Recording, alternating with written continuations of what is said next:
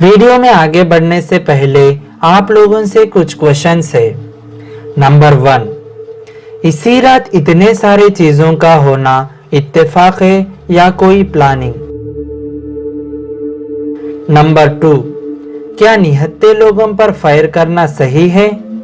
क्या किसी भी इंसान जब अपने रिलीजन के अकॉर्डिंग प्रेयर्स और इबादत करता है उस वक्त मस्जिद में घुसकर उन पर अटैक करना इंसानियत है? नंबर 3, औरतों और छोटे बच्चों पर फायरिंग करना और उन पर स्टैंड ग्रेनेड्स फेंकना क्या सही है? इनके जवाब आप हमें कमेंट करके बताइएगा। व्हाट्सअप एवरीबॉडी एंड अस्सलाम वालेकुम, hope you are doing well. Friends, जैसा कि आप सभी जानते हैं, इंटरनेशनल मीडिया और सोशल मीडिया प्लेटफॉर्म्स पे एक मुद्दा काफ़ी बर्निंग इशू बना हुआ है और वो है इसराइल और फ़लस्तीन का कॉन्फ्लिक्ट। वैसे तो ये इशू हमेशा से ही बर्निंग इशू रहता है। अगर आप पिछले 100 साल की हिस्ट्री उठाकर देखें तो ये मुद्दा काफ़ी चर्चों में भी रहा है, लेकिन आजकल इनके बीच गर्मा गर्मी कुछ ज़्यादा ही बढ़ चुकी है। प्रेजेंट सबसे पहले इसकी शुरुआत हुई थी 7 मई 2021 को। उस वक्त रमज़ान का आखिरी अशरा चल रहा था, यानी कि लास्ट 10 डेज ऑफ रमज़ान। इसमें एक नाइट 1000 नाइट से अफजल होता है, जिसे लैलतुल क़दर कहते हैं। इसमें हर मुसलमान ज़्यादा से ज़्यादा इबादत करता है, तो ऑब्वियसली उस वक्त बहुत ज़्यादा पब्लिक मौजूद होती है। तो उस वक्त में इस्राएली फोर्सेस मस्जिद अल अक्सा के अंदर घुसकर अचानक रबर बुलेट्स और स्टैंड ग्रेनेड्स फेंकना शुरू कर दिया। इसके चलते लगभग 100 से 200 लोग जख्मी हो गए और 10 से 11 लोगों की मौत हो गई। उसमें मुस्लिम मर्दों के अलावा खवातीन, औरतें और छोटे बच्चे और फैमिलीज भी मौजूद थे। जेरूसलम में इसी दिन जूस लोग अपना फेस्टिवल मना रहे थे, लैग बूमर। यहाँ पर 10,000 के करीब जूस इकट्ठा होते हैं। लैग बूमर एक फेस्टिवल होता है जूस का। ये हॉलीडे है जो 33 days of the counting Omer, जो कि 18th day of Hebrew month of the year में आता है। वीडियो में आगे बढ़ने से पहले आप लोगों से कुछ क्वेश्चंस है। नंबर 1, इसी रात इतने सारे चीजों का होना इत्तेफाक है या कोई प्लानिंग? नंबर 2, क्या निहत्थे लोगों पर फायर करना सही है? क्या किसी भी इंसान जब अपने रिलीजन के अकॉर्डिंग प्रेयर्स और इबादत करता है उस वक्त मस्जिद में घुसकर उन पर अटैक करना इंसानियत है? नंबर 3, औरतों और छोटे बच्चों पर फायरिंग करना और उन पर स्टैंड ग्रेनेड्स फेंकना क्या सही है? इनके जवाब आप हमें कमेंट करके बताइएगा। आपके कमेंट का हमें इंतजार रहेगा। अगर आप इन स्टोरीज को ध्यान से फॉलो कर रहे हैं तो बहुत सारी चीज़ें आपको पता होंगी, लेकिन अगर आपने सोशल मीडिया पे इन चीज़ों को पढ़ा है तो आपको कई बार एक ही साइड का पता चलता है। जब तक आप इस पूरे मुद्दे को नहीं समझोगे, आपको खुद नहीं समझ आएगा कि आप किसकी साइड लें। इसीलिए हम इस इशू को ध्यान से समझने की ज़रूरत है कि आखिर ये इशू क्या है और इस कॉन्फ्लिक्ट का रिजॉल्व होने का पीछे क्या रीज़न है, इसमें कौन सही है और कौन गलत है। ये जानने के लिए हमें इसकी हिस्ट्री में जाना पड़ेगा। सो फ्रेंड्स, वीडियो को एंड तक ज़रूर देखिए। तो आइए जानते हैं आखिर ये पूरा किस्सा क्या है।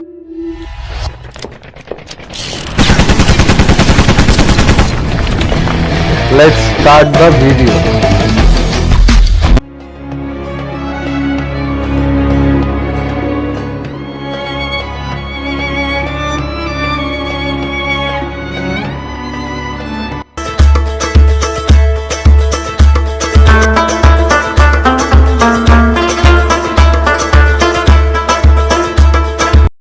इसराइल की अगर आप बात करें तो it is a tiny Jewish state in the middle east और ये दुनिया का एक लौता यहूदी देश है जहां पर जूइश पॉपुलेशन है मेजॉरिटी में।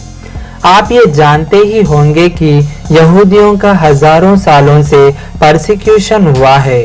उन्होंने अपने अस्तित्व की एक लंबी लड़ाई लड़ी है, लेकिन क्या इसराइल अपने अस्तित्व की लड़ाई लड़ते लड़ते इतना आगे बढ़ गया है कि फलस्तीन के लोगों के अस्तित्व के ऊपर वो खतरा बन गया है? साल 1946 से पहले ये पूरा जो लैंड है फलस्तीन का था। उसके बाद यूएन प्लान पार्टीशन आया 1947 में, तो दो देश बने इसमें, जिसे टू स्टेट सॉल्यूशन कहते हैं। जहाँ पे यहूदी पॉपुलेशन ज़्यादा थी वहाँ पर इसराइल बना और जहाँ पर फलस्तीन के जो अरब्स रहते थे वहाँ पे फलस्तीन बना और जेरूसलम को इंटरनेशनल बॉडी बना दी। क्योंकि इसका मुद्दा थोड़ा अलग है जिसको हम आगे जाके जानेंगे। फिर आगे चल के 1967 तक इसराइल बहुत बड़ा हो गया। फलस्तीन तो आगे चल के ख़त्म ही हो गया। फलस्तीन जॉर्डन के कंट्रोल में भी आ गया था कुछ टाइम के लिए। अब यहाँ पे इसराइल धीरे धीरे करके इलीगल सेटलमेंट्स किए जा रहा है। इससे फलस्तीन का अस्तित्व खत्म होता जा रहा है। जेरूसलम की अगर आप बात करते हैं तो जेरूसलम का हाल ही में क्या स्टेटस है? जब यूएन प्लान बना था 1947 में, जिसमें इसराइल क्रिएट हुआ था, जेरूसलम को उस वक्त इंटरनेशनल सिटी कहा था, जिसके चलते जेरूसलम इंटरनेशनल टेरिटरी हो गई और इसको इंटरनेशनल ही गवर्न करेंगे। लेकिन अब पूरा कंट्रोल आप कह सकते हैं कि इलीगल कंट्रोल इसराइल ने कर रखा है इस पर। 1967 के बाद पूरा जेरूसलम इसराइल के कंट्रोल में आ गया था और 1980 से इसराइल कह रहा है कि जेरूसलम उसका कैपिटल सिटी है, लेकिन पूरी दुनिया इसको नहीं मानती है। यहाँ पर सोचने वाली बात यह है कि यूएन के प्लान के अकॉर्डिंग जब जेरूसलम को इंटरनेशनल सिटी का स्टेटस दिया गया था, तो अब इसराइल ने जेरूसलम पर इलीगल कंट्रोल करने के बावजूद किसी देश और यूनाइटेड नेशंस ने इस पर कोई एक्शन क्यों नहीं लिया? जरा सोचिए। जब से जबरदस्ती यूनाइटेड नेशंस के जरिए इसराइल क्रिएट किया गया था, फलस्तीनियन अरब्स को उनके अपने ही देश से हटा के, यही रीजन बन गया था वेस्ट एशिया और नॉर्थ अफ्रीका के सभी अरब स्टेट्स के आउटरीच का। सभी अरब कंट्रीज ने ब्लेम किया यूएसए और ब्रिटेन को। अगर आप बात करते हैं इसराइल के अर्ली हिस्ट्री की, तो बात आती है 10th सेंचुरी की। 10th सेंचुरी में इसराइल एक यहूदी लोगों का घर हुआ करता था, लेकिन वो तो बहुत पुरानी बात थी।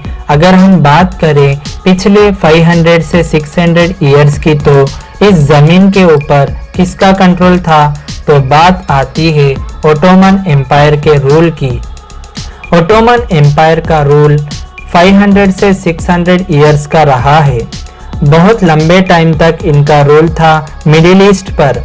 फिर 28th सेंचुरी के आते आते इसके अर्ली फेज में 1914 से 1918 के बीच में हुआ था वर्ल्ड वार 1, और इस वार के बाद जाके ओटोमन एम्पायर ख़त्म हुआ, क्योंकि ओटोमन एम्पायर लड़ा था जर्मनी और ऑस्ट्रिया के साथ मिलकर सेंट्रल पावर्स की तरफ से, और दूसरी तरफ था ब्रिटेन, फ्रांस, अमेरिका और रशिया। ये सब लोग जीत गए और उसके बाद ओटोमन एम्पायर ख़त्म हो गया था। तो फ्रेंड्स, ये हिस्टोरिकली किसको बिलोंग करता था? ओटोमन एम्पायर को। आज का ये जो इसराइल है, ये तो अब सभी अरब स्टेट्स को लगा कि फलस्तीनियन अरब्स के साथ बहुत ही गलत हुआ है, तो इसीलिए अरब्स ने इसराइल को डिस्ट्रॉय करने की कसम खा ली। So now Israel is created on 1948 और इसराइल बनते ही अरब्स ने पहली लड़ाई डिक्लेयर कर दी। इसराइल और अरब्स के बीच में 4 वार्स हुए हैं। फर्स्ट वार 1948 से 1949 में हुआ। इसराइल इसको वार ऑफ इंडिपेंडेंस कहता है। इसके बाद और 3 वार्स हुए हैं 1956, 1967 एंड 1973 में। इन 4 वॉर्स के बारे में हम अगले वीडियो में इन डिटेल में डिस्कस करेंगे। और इसमें सरप्राइजिंगली टाइनी जूइश स्टेट जीता था। इसराइल सरवाइव कर गया, बट ये जो कॉन्फ्लिक्ट है अरब्स और इसराइल के बीच में, नफरत और हेटरेट अभी तक कंटिन्यूड है। नाउ अब बात करते हैं इसराइल कंट्री कैसे बना। इस कहानी की शुरुआत होती है 2000 साल पहले 71 एडी में, जब रोमन्स ने ज्यूस को अपने होमलैंड से यानी फलस्तीन से निकाल दिया तो ज्यूस दुनिया के अलग अलग देशों में जाके रहने लगे। उनके अंदर एक फीलिंग थी कि उनको वापस फलस्तीन अपने होमलैंड में जाना है। 1897 में एक ऑर्गेनाइजेशन क्रिएट की गई थी एक यहूदी के जरिए, जिसका नाम था थोडोर हेजल। थोडोर हेजल ने ये ऑर्गेनाइजेशन स्विट्जरलैंड में क्रिएट किया था, which was known as the world Zionist organization. तो हेजल ने इस ऑर्गेनाइजेशन के नाम से ज़ायोनिस्ट मूवमेंट का आगाज किया था। इसी शख्स ने बताया था कि यहूदियों के लिए फलस्तीन को इसराइल बनाना है। ये उस वक्त का मोमेंट था जब काफ़ी सारे ज्यूस मिलकर पूरी दुनिया में एक इकट्ठा हुए, उनके लिए एक कंट्री बनाने के लिए। उनको वहाँ की नेशनैलिटी प्रोवाइड करना चाहते थे। उसी वक्त ज्यूस ने अपनी कॉलोनियल मूवमेंट स्टार्ट किया था, पर उस वक्त ओटोमन एम्पायर होने की वजह से इनको इनके मकसद में कामयाबी हासिल नहीं हुई थी। याद रखिए, हर ज्यू ज़ियोनिस्ट नहीं होता। ज़ियोनिस्ट के लोगों की आइडियोलॉजी दज्जाली है। ये लोग दज्जाल को मानते हैं। इनका मानना ये है कि ये लोग अपने मसीहा यानी एंटी क्रिस्ट या दज्जाल इन इस्लाम आने के बाद इनकी हुकूमत पूरी दुनिया में होगी। आपको यहाँ पर बता दें कि ज़ियोनिस्ट सिर्फ ज्यूस ही नहीं होते हैं, बल्कि क्रिश्चियंस भी होते हैं जो कि ऑलमोस्ट सेम सोच रखते हैं। खैर, इसके बारे में और एक वीडियो बनाएंगे। बहुत कुछ है इसके बारे में कहने के लिए, ये वीडियो काफ़ी लंबी हो जाएगी, इसलिए अपने टॉपिक पे आगे बढ़ते हैं। 1917 में ब्रिटेन ने ये डिक्लेयर कर दिया था कि फलस्तीन में ज्यूस का होमलैंड क्रिएट करने के इस आइडिया को वो सपोर्ट करते हैं। जैसे कि हमने पहले बताया था, उस वक्त वर्ल्ड वॉर 1 के बाद फलस्तीन को ब्रिटिश मैंडेट बना दिया गया। That means Britain was supposed to rule this territory, और because ब्रिटेन ने ऑलरेडी ज्यूस के नेशनल होमलैंड को सपोर्ट किया था 1917 में, तो इसके चलते ज्यूस ने फलस्तीन में आना स्टार्ट कर दिया। तो इससे ऑब्वियसली फलस्तीन में रह रहे अरब्स को और बाकी अरब जो कि आसपास के कंट्रीज में रह रहे थे, उनको इससे प्रॉब्लम हुई, तो उन्होंने प्रोटेस्ट करना स्टार्ट किया। अरब्स ने जब प्रोटेस्ट किया तो ब्रिटेन ने अरब्स को ये अज्यूर किया कि ऐसा नहीं है कि ज्यूस सारा का सारा फलस्तीन ऑक्यूपाई कर लेंगे और फलस्तीनियन अरब्स के सिविल और रिलीजियस राइट्स के साथ बिल्कुल भी छेड़छाड़ नहीं होगी, उनको बिल्कुल भी खतरा नहीं होगा। तो फ्रेंड्स, ब्रिटेन ने यहाँ पर भी डर्टी पॉलिटिक्स खेली है, जिसकी वजह से आज फलस्तीनियन अरब्स दर बदर भटक रहे हैं। 1933 में सब चेंज हो गया। 1933 वो साल था जब यूरोपियन हिस्ट्री को बदल कर रख दिया। Adolf Hitler came into the power in Germany in 1933। Now because of Hitler की और नाजी पार्टी के पॉलिसीज एंटी ज्यूस थे, बेस्ड ऑफ दैट ज्यूस फलस्तीन में आना और भी तेजी से बढ़ गया था। तो ऑब्वियसली फलस्तीन में रह रहे अरब्स को इससे प्रॉब्लम हुई एंड उन्होंने 1936 में वायलेंट प्रोटेस्ट स्टार्ट कर दिया, जिसको ब्रिटेन ने बहुत ही बुरे तरीके से सप्रेस्ड कर दिया था और उसमें 3000 फलस्तीनियंस की जान भी गई थी। इन 1937 ब्रिटेन ने प्रपोज किया था 2 स्टेट सॉल्यूशन, जिसके चलते फलस्तीन जो कंट्री थी अरब्स की, उसको 2 हिस्सों में बांट दिया जाएगा। एक हिस्सा जो कि फलस्तीनियन अरब्स के अंडर होगा और सेकंड हिस्सा ज्यू स्टेट होगा।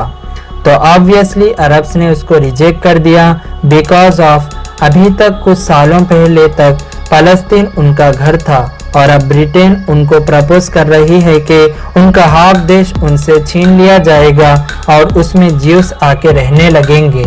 बिगड़ते हालातों को देखकर ब्रिटेन ने फ़लस्तीनियन अरब्स को प्रॉमिस किया था कि 10 इयर्स में उनको इंडिपेंडेंस मिल जाएगा और साथ में एक साल में सिर्फ 10,000 से ज़्यादा जूस फ़लस्तीन में नहीं आएंगे। अब इस ऑफर को जूस ने रिजेक्ट कर दिया। 1939 में ही सेकेंड वर्ल्ड वॉर स्टार्ट हुई थी। By the end of second world war in 1945 में सारा सिनेरियो बदल चुका था। सेकेंड वर्ल्ड वॉर के बाद 1940 में फ़लस्तीन की half of the population juice थी। तो अब अरब्स और ज्यूस के बीच में कोई पीसफुल सल्यूशन ढूंढना बहुत ही मुश्किल हो चुका था। वर्ल्ड वॉर 2 के एंडिंग में इन 1945 यूएसए और डेविड बेन गुरियन ने ब्रिटेन को रिक्वेस्ट किया कि 1 लाख ज्यूस को फ़लस्तीन माइग्रेट करने का राइट दिया जाए, बट ब्रिटेन ने यूएसए और डेविड बेन गुरियन के इस रिक्वेस्ट को रिफ्यूज़ कर दिया। डेविड बेन गुरियन जो कि उस टाइम का ज्यूस लीडर था, ज्यूस ने इसके चलते टेररिस्ट अटैक स्टार्ट कर दिए against Arabs and British. In terrorist attacks में से एक था किंग डेविड होटल पर जो जेरूसलम में सिचुएटेड था। ब्रिटेन किंग डेविड होटल को हेडक्वार्टर्स के तौर पर इस्तेमाल करते थे उस वक्त। तो इसराइलीस ने सबसे प्रोमिनेंट ब्रिटिश ऑफिस को टारगेट किया। अब ब्रिटेन सेकेंड वर्ल्ड वॉर खत्म होने के बाद बहुत वीक हो गया था, financially as well as psychologically. तो ब्रिटेन ने यूएन को रिक्वेस्ट किया यूनाइटेड नेशंस स्टेप इन करे और इसराइल फ़लस्तीन के इस इशू को टेक ओवर करे। 1947 में यूनाइटेड नेशंस ने वोट आउट किया और फ़लस्तीन को डिवाइड करने का फैसला हुआ और half of the Palestine will become a Jews state. Juice और अरब्स अभी लड़ ही रहे थे और ब्रिटेन ने अपने सारे ट्रूप्स को विद्रॉ कर लिया और ब्रिटेन इसराइल को छोड़कर भाग गया। इन मई 1948 डेविड बेन गुरियन इसराइल का इंडिपेंडेंस डिक्लेयर करके आज़ाद इसराइल का पहला प्राइम मिनिस्टर बना। इंडिपेंडेंस के साथ ही अरब्स ने इसराइल पर हमला कर दिया बिकॉज उनसे उनकी ओरिजिनल लैंड जबरदस्ती छीनकर उनको वहां से जुल्म कर निकाल दिया गया था। इसके चलते 1948 में फर्स्ट वार हुआ था इसराइल और अरब स्टेट्स के बीच में। इसके बाद भी और वार्स हुए हैं इसराइल और अरब स्टेट्स के बीच में। इमेज में आप देख सकते हैं कि इस वार का इम्पैक्ट क्या हुआ था। इसराइल और फ़लस्तीन 1947 में ऐसा दिखता था और अब प्रेजेंट देखिए एरिया ऑफ फ़लस्तीन जो कि घटता चला गया है। इसराइल के एक्सपेंशन का इन वॉर्स में बहुत बड़ा रोल था। क्यों ये वॉर्स हुए, इन वॉर्स का क्या क्या रिजल्ट हुआ, ये सारी चीज़ों के बारे में हम नेक्स्ट एपिसोड में डिस्कस करेंगे। So stay tune for next part of Israel and Palestine conflict.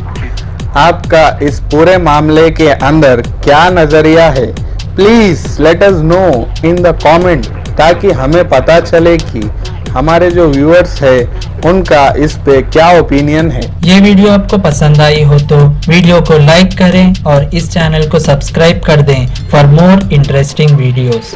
अगले वीडियो तक के लिए इजाजत दीजिए, तब तक के लिए take care, stay safe, mask पहनिए, बाहर ज्यादा मत निकलो, अपना और अपने घर वालों का ख्याल रखिए। अल्लाह हाफिज। तहजीब है तो मगरबी, तमद्दुन है तो मगरबी, वज़ा में तुम हो नसारा तो तमद्दुन में हुनूद। ये मुसलमान है जिन्हें देख के शर्माए यहूद।